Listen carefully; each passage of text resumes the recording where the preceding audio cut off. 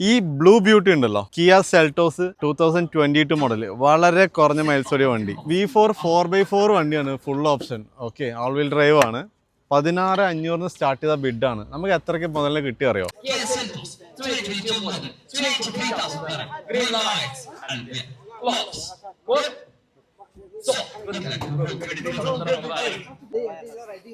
വെറും 23,000 dirhams. 2022 model, ചെറിയ miles ഓടിയുള്ളൂ. വണ്ടിയുടെ ലുക്ക് നോക്കിയേ, എന്ത് ഭംഗിയാണല്ലോ.